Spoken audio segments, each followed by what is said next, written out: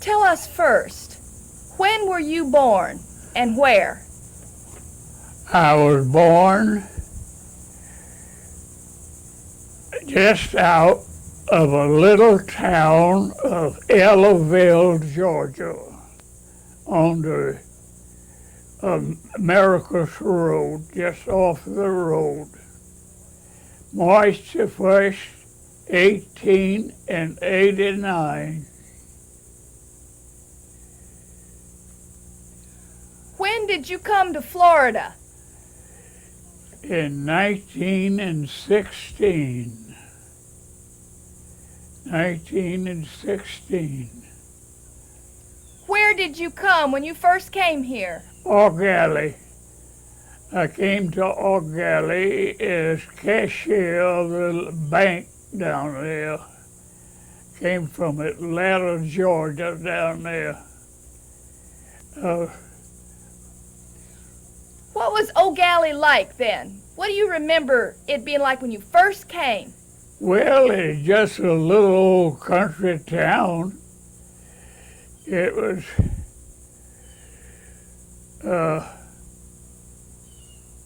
the main street that they had a grocery store, dry goods store, post office.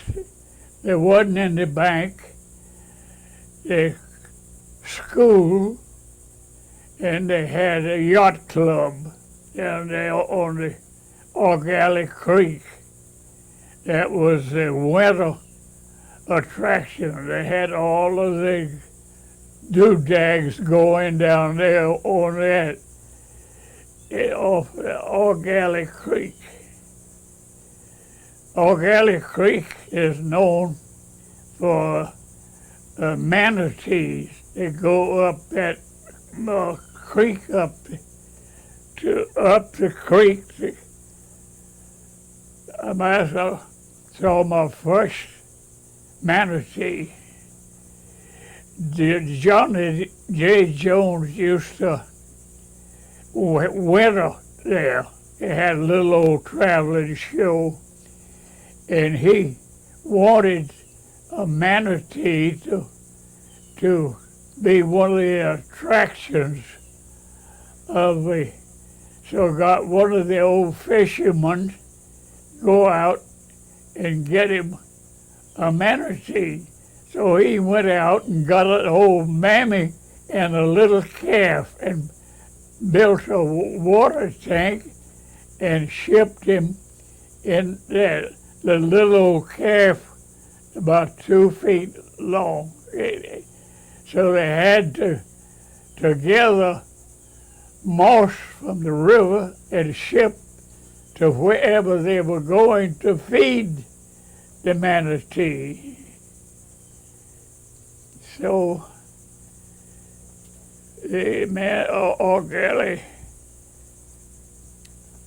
at one time, as far as traveling is concerned, during the boom, they had 18 passenger trains a day going each way. Some of them were a second section. The Florida East Coast Railroad was, the Gleasons were the big landowners down there. So they, in order to get the right-of-way, they had it agreed that every passenger train would be flagged for the Gleason family could go on it. So. Well, you saw the Florida boom in the 20s. A lot of people coming down. Were they building houses? What were they doing? They what? In the 1920s, all these people came to Florida. Were they building houses? They're moving here? So, 1920s. I moved to Cocoa in 1920. Yeah. So. You were working at the bank When the I was cashier of that bank for 4 years down there, and then I moved to Cocoa and in the bank up here, and I worked in the bank until it closed in 1928. Tell us about when the bank closed. Well, the bank that I was in, the Cocoa Bank and Trust Company, it was in, I forget what time of the year it was, but anyhow, I helped the bank examiner make the inventory of the Cocoa Bank and Trust Company. So he said, well, Roy Days is wound up, so I said, I haven't got an appointed a receiver yet. So I came home. I'm a member of the Rockledge Fire Department. I came home the next morning. I went down to the fire station, and the bank examiner came down there and he said, Roy, the Indian River State Bank in Titusville closed last night, and I haven't made an appointment for a receiver for here yet. I want you to go up there and make the inventory of that. So I went up there and I stayed on with the receiver, and finally the 3 banks closed, and one in Daytona, one in Daytona Beach, and one in Almond Beach. They all closed at one time. So the examiner came down and got me.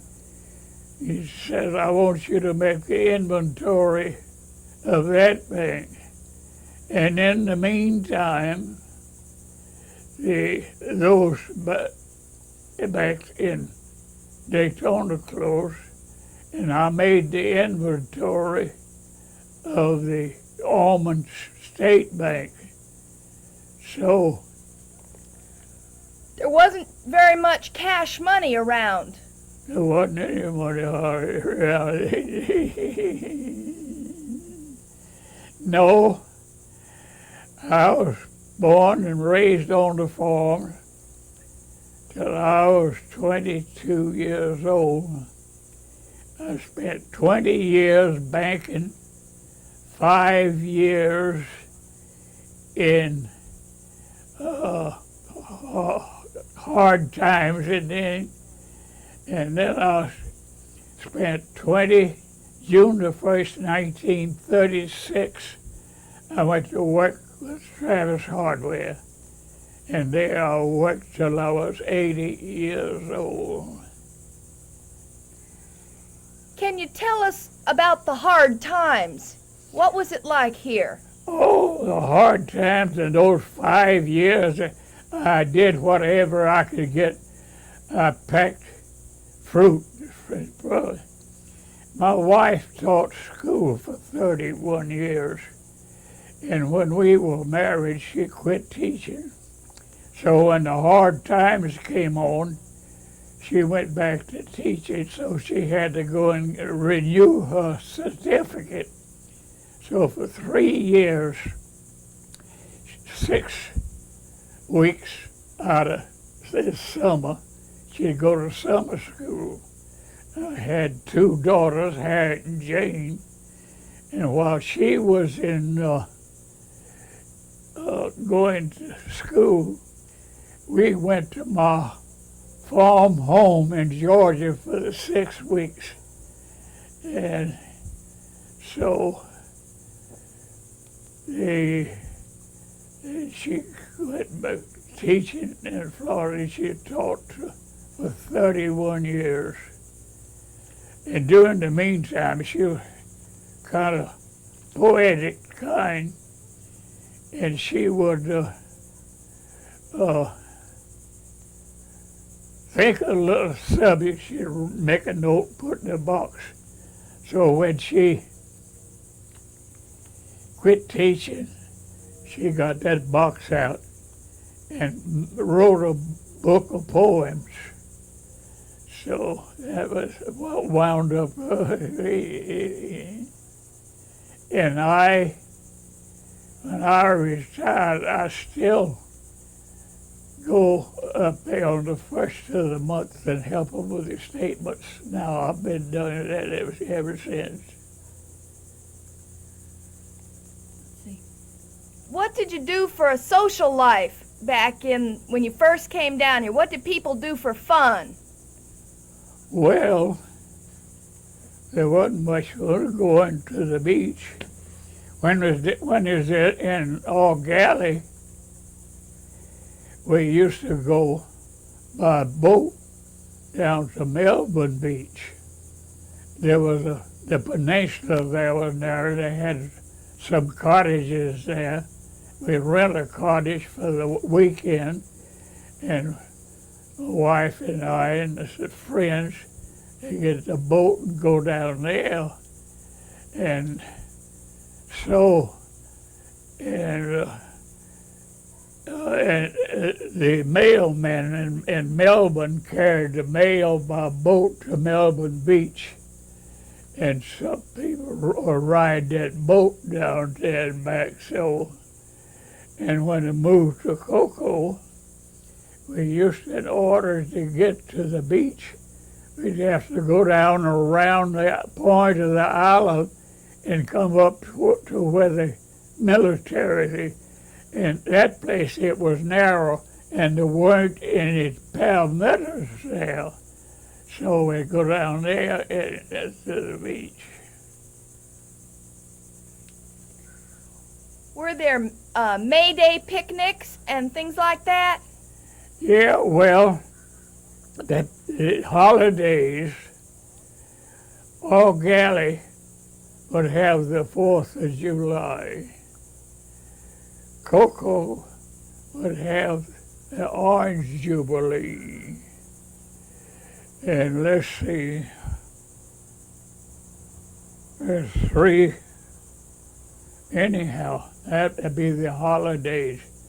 And where the Brevard Hotel is now, used to be Sand Point, and they'd have picnics down there. And down here in Eau Gallie, finally, they got together and cut a path from the point of the island over to the beach. Sebastian Inlet was started by the local people.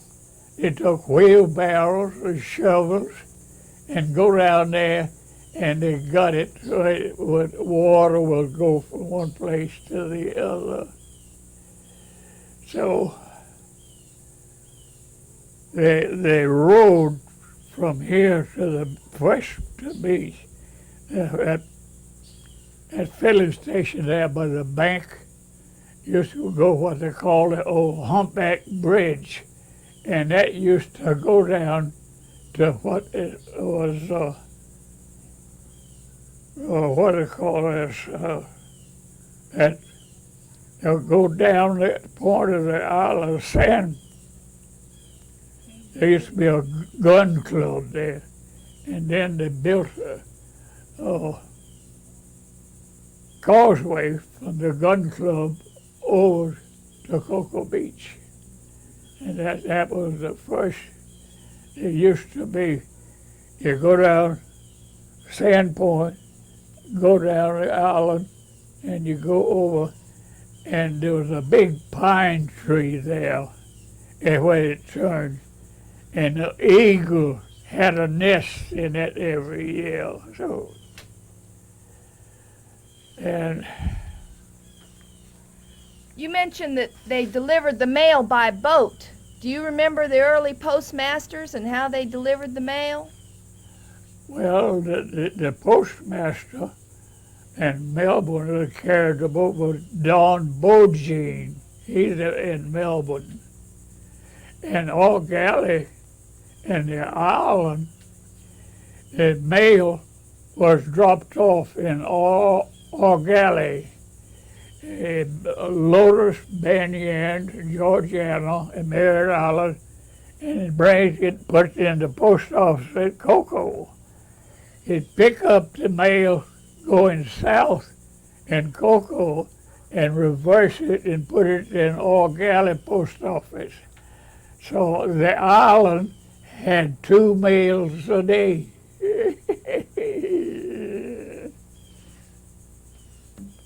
Let's see. Do you remember any hurricanes coming through here? Any what? Hurricanes? 1926. That was a hurricane of the hurricanes in Miami. It took boats out of the water and put them up on the street. So that was a hurricane. And offside, that's when my youngest daughter was born. She was in the, my wife had an aunt in Juliana. She went up there to have the babies. And on that particular one, when Jane was born, was in Jacksonville, Harriet and I, in order to kill the time while she was in the hospital, we went to Georgia and visited my home. And it rained on us all day long up there. We spent the night in Albany, Georgia with my Uncle Will. And we spent it, boy, that. Okay. Let's see. During the hard times here, people didn't have much cash. Did they trade things? How'd you get along? Well, everything was cheap too. You could take $5 and go to the grocery store and fill up the back seat of the car with groceries. And the groceries were cheaper, but we got by. You worked at Travis Hardware for a long time. 32 and a half years. And I still go up on the first of the month and help them out with the statements. Yeah, that Fred Travis is the best man that I ever knew. He helped people. The lady that taught the not underprivileged, but under learning. What is it? Teacher. He came in the store one morning to get something. Mr. Travis had to, he just happened to wait on her. So she was telling him about the trustees of this school wouldn't let her spend money to do this, that, and the other. So on Christmas Eve day, he called her up and asked her to come down to the store. He gave her a check for $1,000. And another one of the things that he did, when 520 was put in there, the street from Illinois east was narrow. So he gave, I don't know how many feet it was on the south side, his property, to this county for widening the road. And well, you know, when I went to work there, the river came right up to the back door before the field was in. And when the field came in, he gave his riparian rights to the county to build a park there.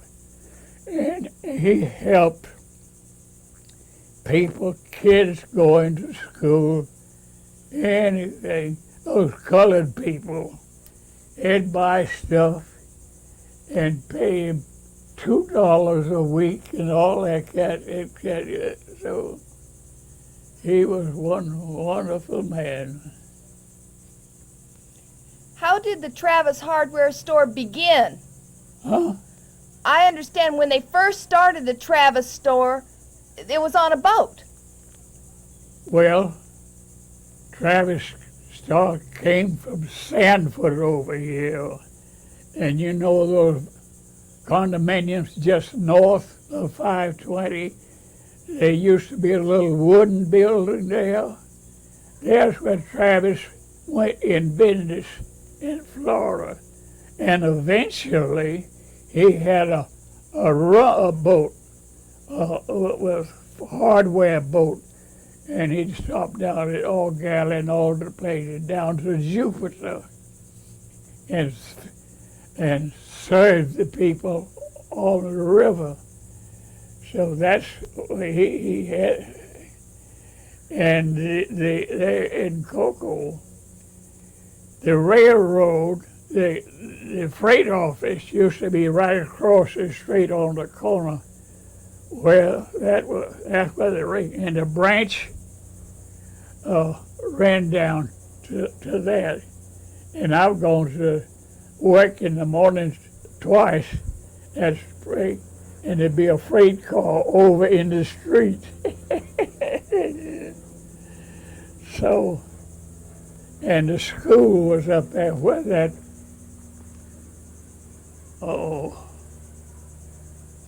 tire service is back up there, you know.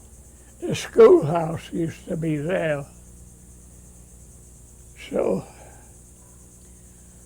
What kind of things did Travis sell in his store?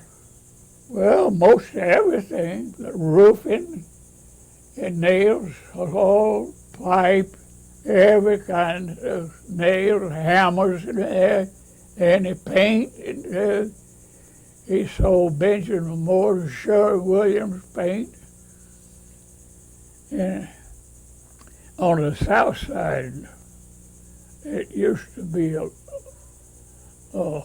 clothing store. His brother Gator had a clothing store there.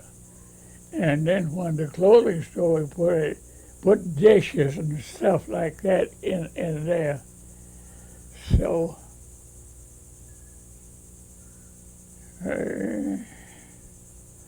that's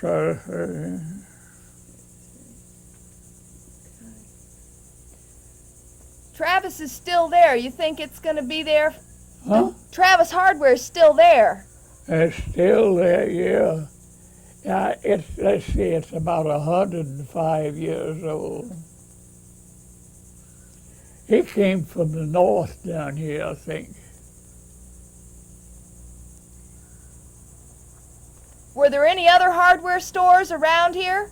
Fisk had a hardware store. He had a house in that concrete building just a little bit south and on the north side. You know that where that second-hand store is in there. Tell me about the bridge. Well, it started the bridge in 1916 and finished in 1917.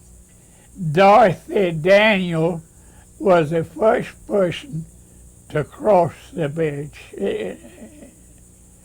And cattle, it used to have no fence law. The cows could just roam everywhere.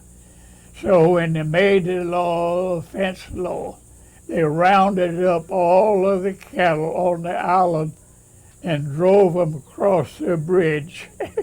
And some of them jumped over the rail into the beach, and they had cows scattered all over the city of Cocoa.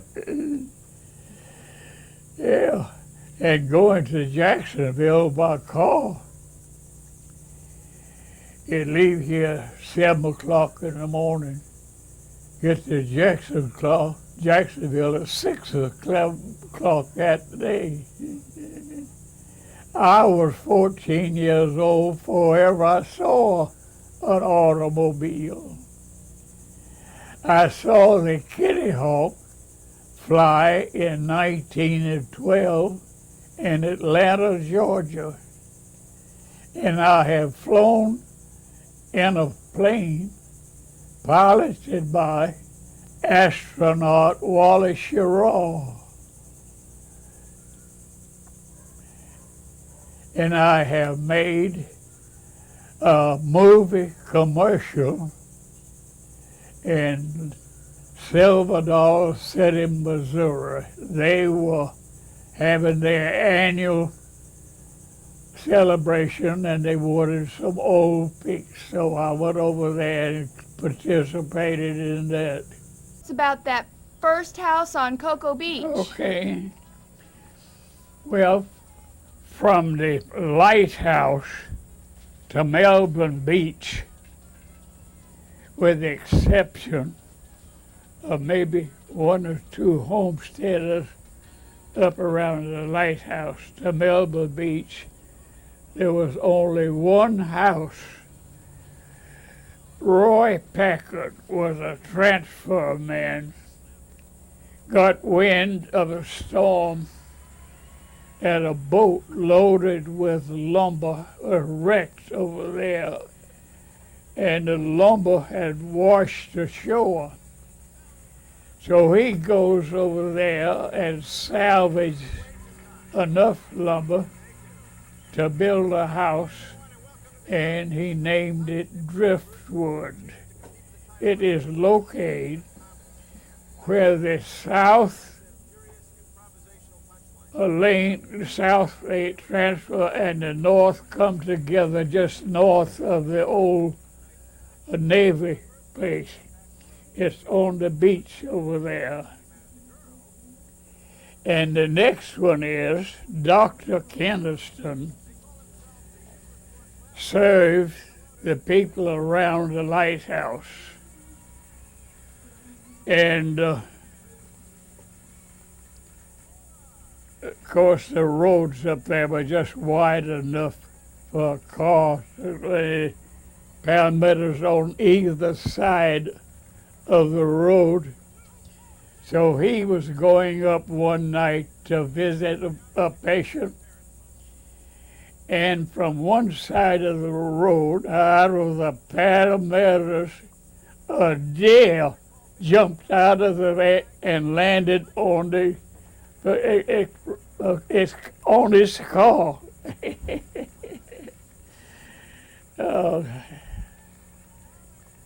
What were the roads like? The roads, just sand ruts. There wasn't any road, just wide enough for the paramedic fronts would brush the car as you went by. Yeah, that was another one while we are on this.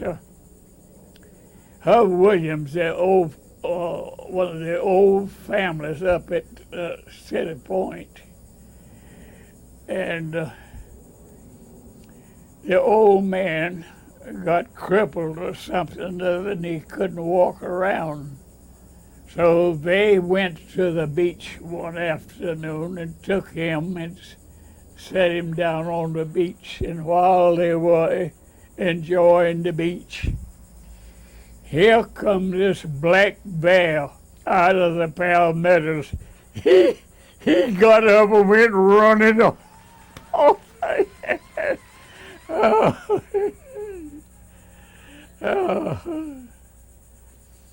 Yeah, that was the days of the shrimp.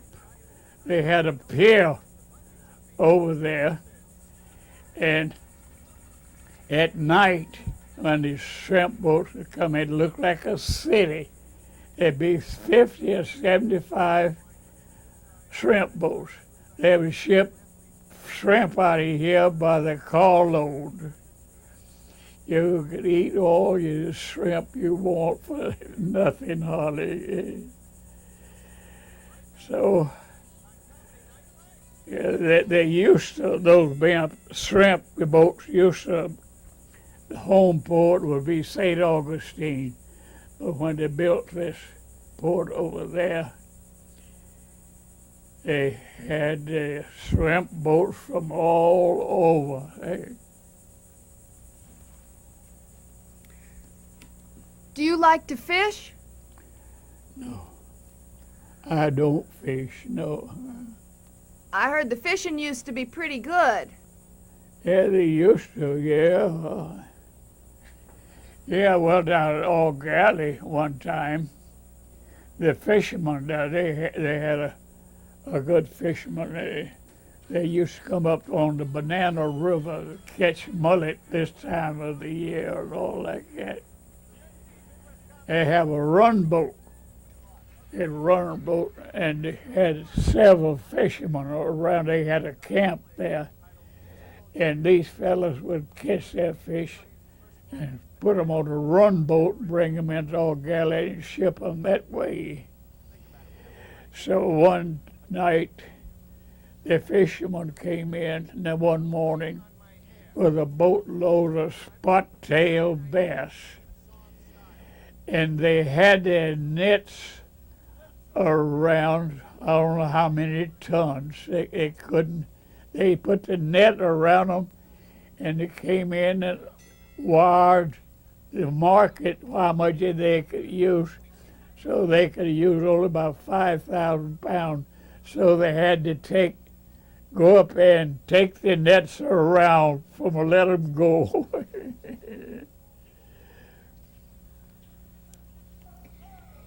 Used to be a lot of Yankee visitors. Used to be a lot of Yankee visitors would come down here. Who? People from the north. Oh, yeah. Back in the 20s and 30s, this was quite the place. Yeah. Yeah. Well, they had this Indian River Hotel, the Rockledge Hotel, and the plaza right where the Presbyterian Church is now used to be the plaza over on, what is that street south of, anyhow, Rockledge, and the plaza was another down further. There used to be three. So I've seen 3 different buildings on that lot where the condos are now. You know that is the nicest place for a condo that you find anywhere.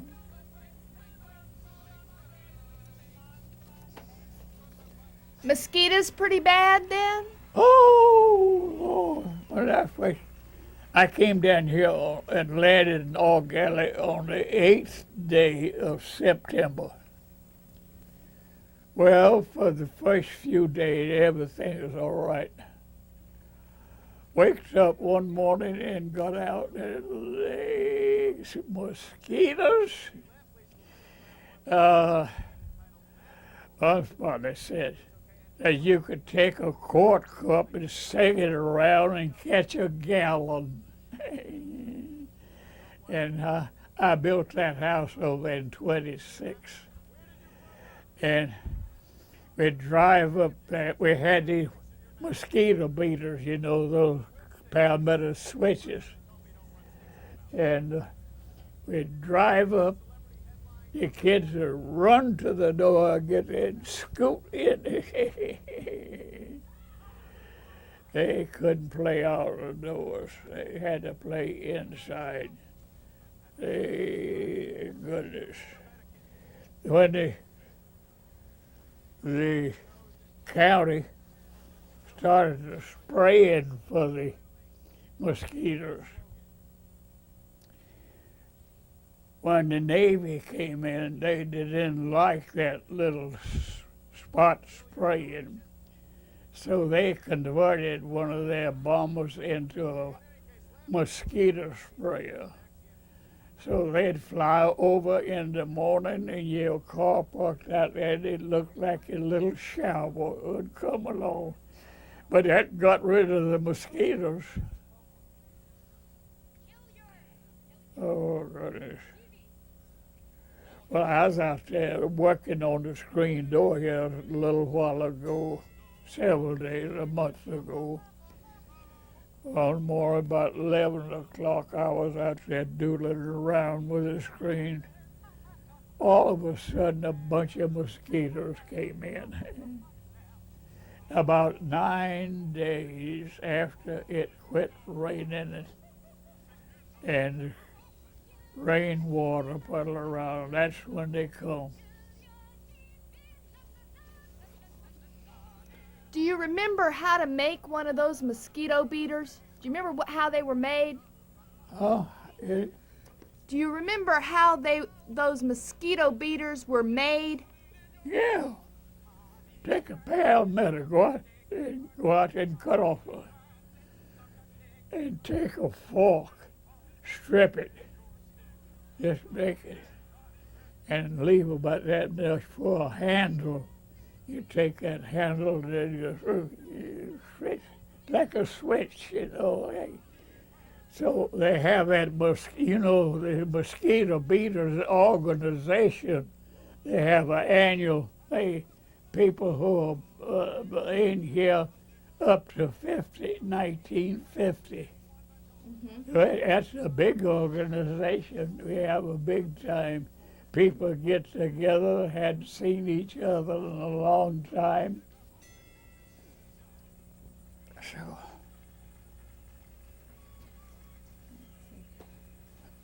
On a new subject, you were telling us you saw the kitty hawk fly, and you were telling us that you saw the kitty hawk fly. Yeah. And you've seen some rockets as well, I guess. Huh? You've seen the spaceships go up too. Oh, I see.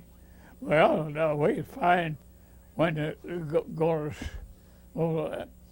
sometimes we go down to the river and watch them go up. This other time, I just walk right out there and see it. There's so many of them that it comes in. Yeah, I saw the kitty hawk fly in Atlanta, Georgia in 1912. State was having a fair, and they had a racetrack, and they had that there. They put a chalk under the wheels, and they rev it up and jerk the stalks out, and off it goes to a circle and come back. I seen it hanging in the Smithsonian Institute in Washington.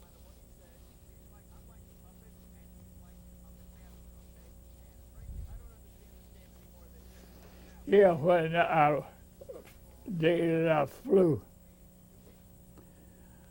Wally Sherraw, and he belongs to the Masons, and he had just returned from one of his moon trips, and the Masons were having an annual meeting in Jacksonville, so he stopped off there and attended the meeting, and the state furnished him a plane. Howard Bennett and myself were attending the Masonic Lodge, and he was on his way there. So he picked us up and flew us down to Tycho.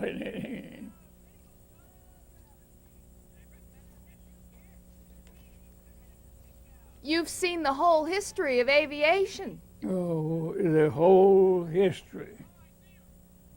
From the very first beginning.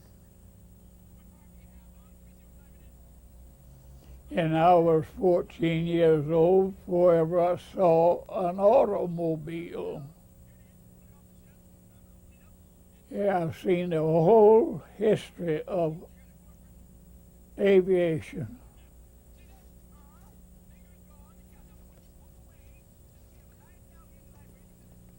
When did you get your first car? Well, you might say the first car, I did have a Ford for a little while. And when I built that house over there, I had to, when I lived in Cocoa, I walked to work. But when I built that, I had to have a car. So I got a 4-cylinder, 2-door Chevrolet, 1926. And that car I know it had 150,000 miles on it. Steamboats. I quit driving about 3 or 4 years ago. Before there were cars around here, there were a lot of boats on the river. Huh? Before there were cars around here, there were a lot of boats on the river. Well, everybody that lived on the island had a boat. And a lot of people on this side had a boat. A lot of people that had orange groves on the island that lived over here. So,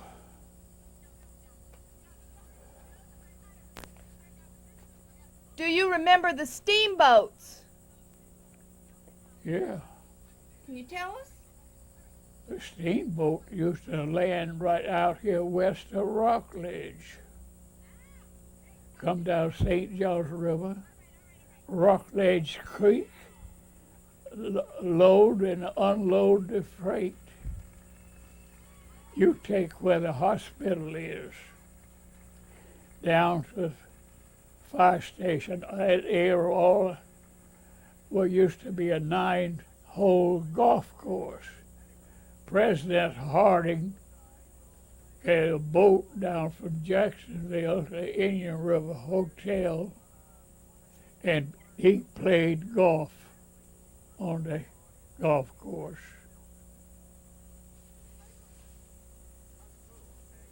How about steamboats up and down the Indian River? Do you recall the steamboats that were on the Indian River? Well, I don't know that I remember a steamboat. Gasoline was as I have told you, Travis Hardware used to have a freight boat down to Jupiter and back. And there used to be a dentist on the boat, had his office on the boat. He go to Titusville, different places, Eau Gallie, Melbourne, so many days here, so many days there. Did you ever visit that dentist? Did I ever? No, I don't think I did. No, I don't think I did. Well, you know, the river road used to be US 1, and then it came up to where Florida Avenue is, and then it went over to where it is now.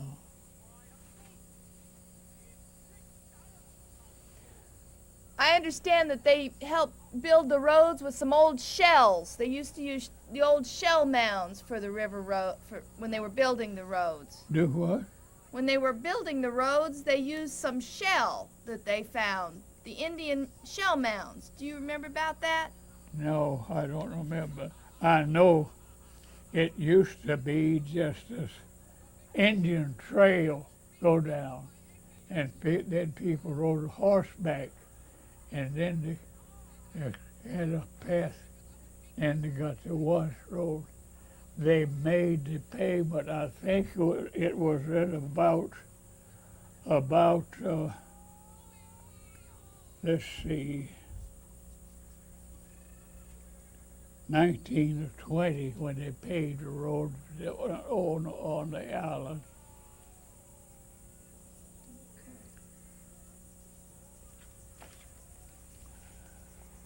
What can you tell us about what it was like here during World War II? Well, World War II. There's so much going on while that building and things going on like that. It was heck trying to get things that you wanted, a shortage. I know Mr. Travis, certain items were allocated. You could only buy so many. So Mr. Travis would order what he could. He'd put it out at his regular price. And somebody came in there one day and they said, Mr. Travis, you're selling this too cheap. So-and-so down the street is selling it for so. He said, well, I buy what I buy. I mark up my regular price. And when that's gone, it's gone. He didn't take advantage of it. He's the best man I've ever known. When I went to work for him, I said, Mr. Travis, how much bond do you want me to put up? Looked at me, a bond? I got the bond you, I don't want you. So I said, well, Mr. Travis, I worked for banks for 20 years and I was under bond and I thought maybe you were. I said, what hours you want me to keep? He said, you make your own hours. All I ask of you is you keep up your work. So from then on, I knew exactly where I stood. I made my own hours and everything. And we got to where, I know one day, I was over at my desk and he was over at his. I said, Mr. Travis, and it was an item in connection with the business. He says, you know, Roy, I was thinking about the same thing. He walked in one morning, he said, Roy, on the way down here, and he named the items that he was talking about. I said, Mr. Travis, you know, I was thinking about the same thing. Oh, goodness. I spent 32 and 1/2 years as a happy employee. I wouldn't worry about anything. I knew I had to do what I had to do. No criticism whatever. And you can't imagine working 32 years, you might say, as your own boss. If I get jammed up doing more work than I could do in the daytime, I'd go down at night and on Sundays and do my work before I got some help.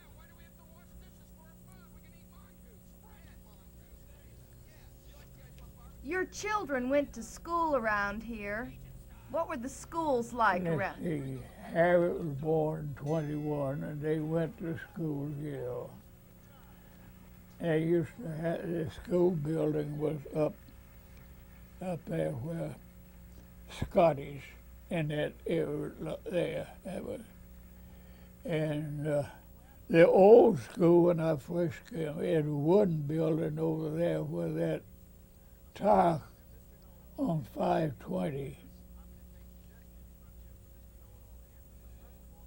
And then they built that school up there, grammar school. Then they built the other 2-story. They tore that one down.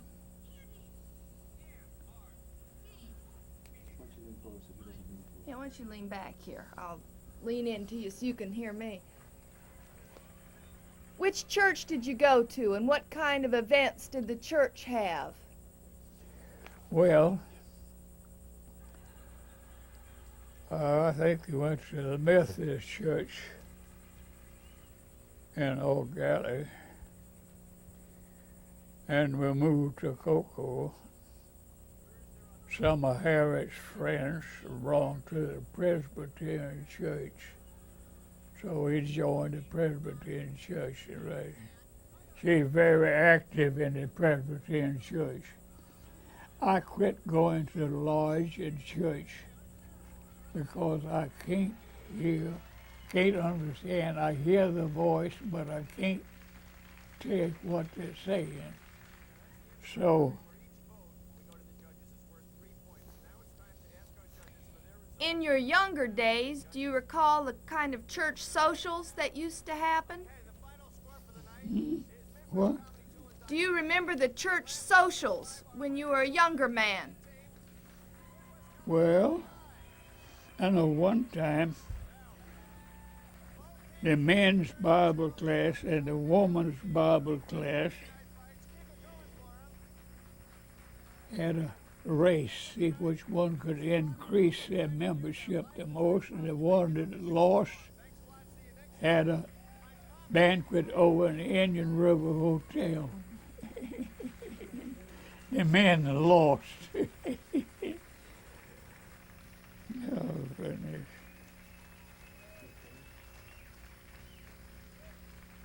Do you recall the traveling shows that would come through?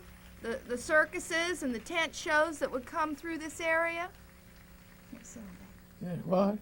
Do you remember when the circuses and the tent shows used to come through this area? Oh, yeah. Oh, yeah. I know up in Cocoa, there's a little traveling show come on. And one thing that I remember, they had this horse, trained horse. He'd lie down on the ground. He'd get on top of it, stand on top. I remember that. Oh, goodness. You met a lot of people working at Travis. Yeah. Can you tell us about some of the black people that you knew? Oh, goodness. If you hadn't asked me, I could tell you. Sidney Wynn, SIDNEYWINN. He is a nice old boy. He calls me every once in a while. I haven't heard it in a long time, so I'll have to call him. He is, and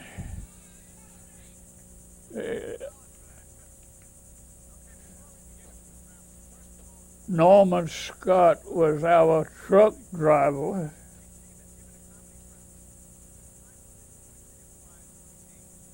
He was for a long time. At Travis Hardware, I think, is about 105 years old.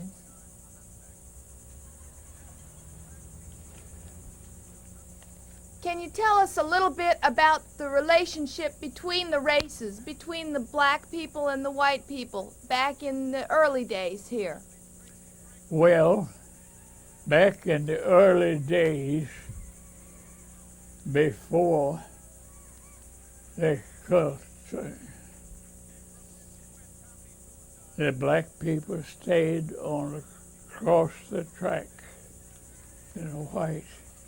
They never had any trouble or anything, and they never had any trouble when they changed. No, we never had any trouble, Mr. Travis. He was very, very cooperative.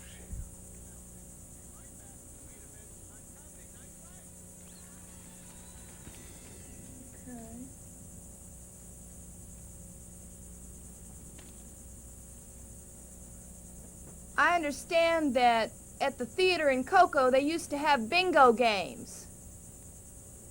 Bingo games. Well, that I know what she had reference to. You know, back during the Depression, they would have a bingo game in the middle of the show. So it came a picture that my wife wanted the girls to see. I said, well, Mother, you take the girls and go and see the show. She said, no, I have something that I want to do, so you take them. So we went in and got our tickets and sat down, come midsection. So we got to playing bingo, bingo. A man says, bingo. They had prizes, and up on the stage and all that, they had prizes that you got. So they checked him. He was wrong. Got back again, and I says, bingo. I went up, he says, you win. Well, which one of those prizes you want? I said, I don't know, it makes any difference. I'll take this one. He says, you lucky dog, $50. That was just before Christmas. And that $50 was our Christmas. Who says the good Lord wouldn't provide?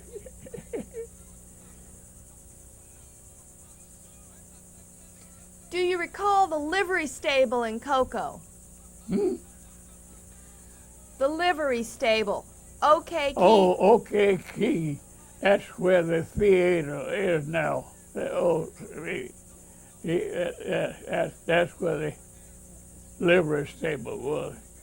It went from a livery stable until Ford automobile. Sweet Smith put in. He put the fish. And that day's a 5-pair a top, you could let them down at all, for $360.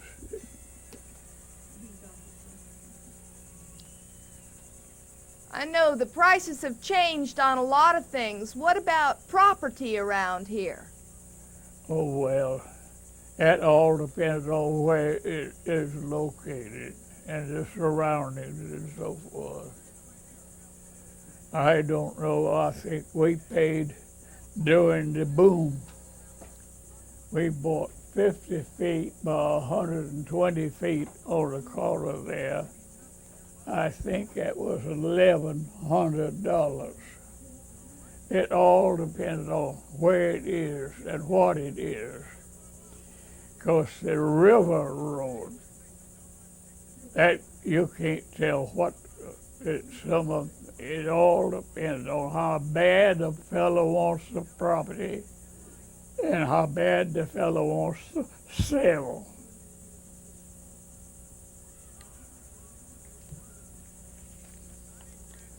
A lot of the people that live around here for a long, long time wish they had bought more when they could. Yeah, it was. Yeah. Had I had 2 dimes to rub together, I'd have been a millionaire today. Yes. I had interest in a mile oceanfront during the boom.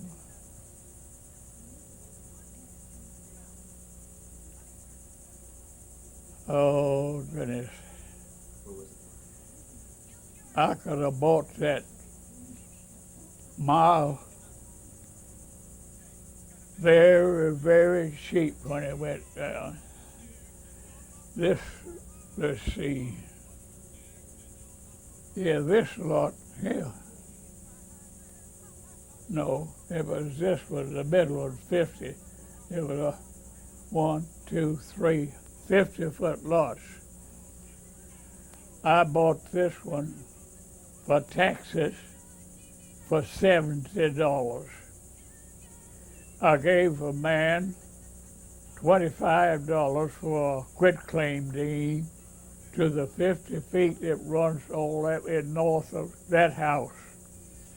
And this lot here, I had up for sale, and I applied for it and all that kind. So when time comes to for sale, you had to bid on it, and all that kind. So I had two people bidding on it against me. I think I had about $75 in it. So there's two people, one next door up there, and I asked them if they were going to bid against it.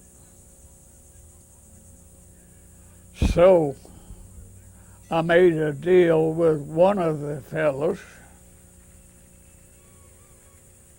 that if I give him $100, he wouldn't bid against me. And the door next door, I got together, and we split the lot. He got 25 and I got 25. So that's the way it's.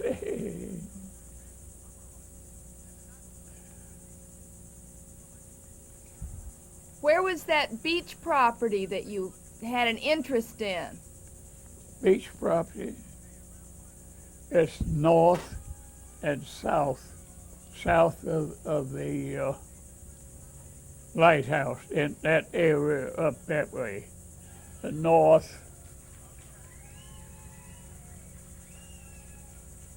at Barlow Mile. If I had about $2,500 of taxes, I'd have been a millionaire today.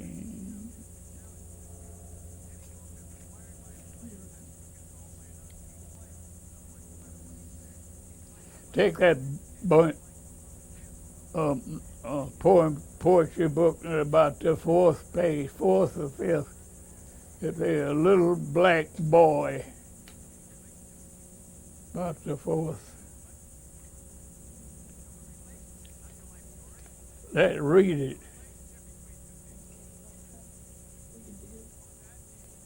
Can you read it?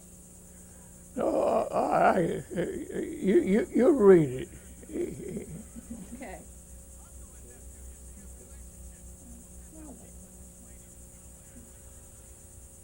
Little black boy, do not despair. You are young, and the world is fair. Sometime in the eons to come, you shall have your place in the sun. You will ride in the front of the car and be accepted for what you are. Your kind shall know the joy of others in the new world where men are brothers. It's written in 28. Who wrote this? My wife. She wrote all of those in there. Right, looking at a spider web. There's one in that spider web. Oh, if you don't want to take up time to. Yeah, you see, that is that she saw ahead of time that the whites and the blacks were going to be the same. It was very different in the 20s. Yeah. Yeah. I forgot, when did that law pass? Well, most of the integration happened in the mid-60s, in the middle of the 60s. I don't remember. How long have you been a member of the Mason's Lodge? 1919, March the 7th. Can you tell us about what y'all were doing in the early days of the lodge? Can you tell us what the group was doing in the early days? I didn't understand what you said. What kind of activities? Oh, it's a history of a group of people organized way back. It's worldwide. It's called the Masonic Lodge. We have first 3 degrees.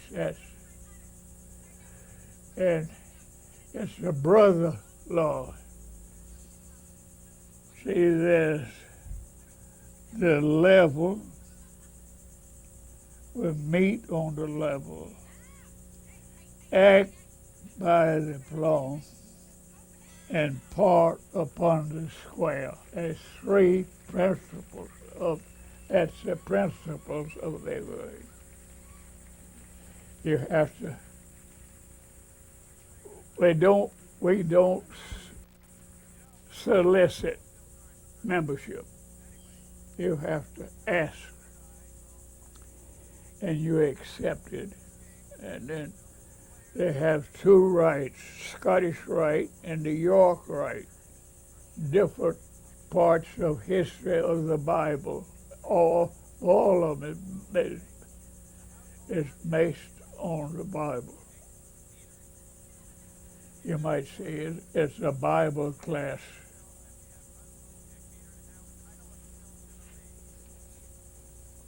What are the other old-timers around here that belong to that lodge? Oh, there's so many. There's Howard Bennett. I think we got 300 and some odd members in this lodge. There's a lodge here, one on Merritt's Island, one on the peninsula, one down in Melbourne, one in Eau Gallie, one in Melbourne, Titusville. We visit backwards and forwards. Was there a lodge here when you arrived? Oh, yeah. Let's see, this lodge was, I forgot when. Let me sit you back for a second here. There we go. Yeah.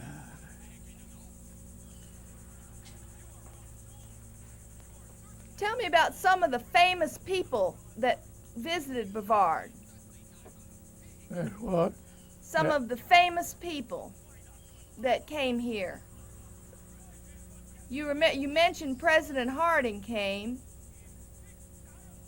I don't understand it. Can you tell me some of the famous people who came to this area? Oh, I don't know. All right. Well, You know, back maybe 20 years ago, I had a brain hemorrhage. And every now and then it clicks off. I can't remember. Now, like the other day, about a month ago, I had a part in the initiation of the candidate bingo. I lost everything. That's the way it goes. well, I think we're about done. Is there any other story you'd like to tell us? I'll think of some one day. We'll go, why didn't I think of that?